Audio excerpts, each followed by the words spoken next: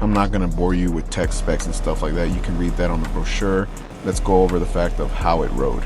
I got to pull out the Hypermotard V2 that we just got.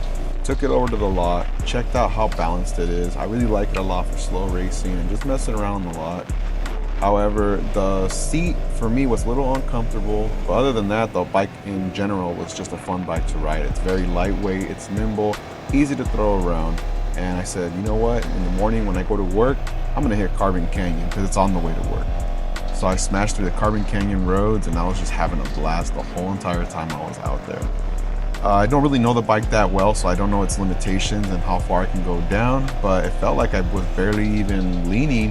And when I looked at the tires, when I got to work, I figured out that, hey, I have a lot more lean angle left, so I can definitely hit it a little harder. So yeah, this bike, it will make you a better rider in so many ways because you want to really get out there and mess around with it. But it gives you confidence. It has all the technology you need, and it's got the latest and greatest V2 motor from Ducati with all the little amenities like cruise control, heated grips, and the ride height on this, it's a little lower than the generation before it. The braking power on it's amazing. The front brakes, they bite really hard.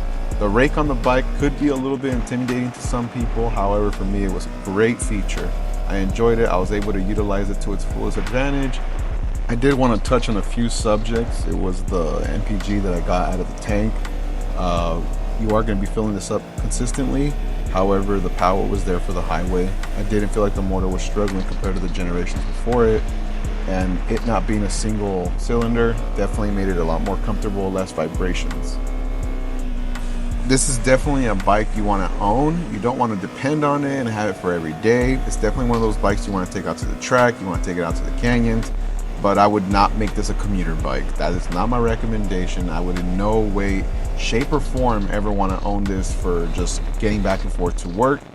I'll leave that back to my road glide. However, this bike, something about it makes me want to own it, makes me want to have one because of how fun it is. It's very fun in the lot. It feels kind of like a pit bike with a lot of power. And I mean, I was just having the time of my life last night, just doing slow racing, messing around with the bike, testing the brakes, testing the rear tire, trying to see where that soft little area is with the clutch and making sure that I don't have to give it any gas, and messing with the rear brake. 2 hours of pure riding, and overall, even though it was getting really hot, I was having the time of my life and I wanted to keep going. Overall, I give this bike an 8 out of 10. I don't like it because my butt hurts, but it was an amazing fun bike.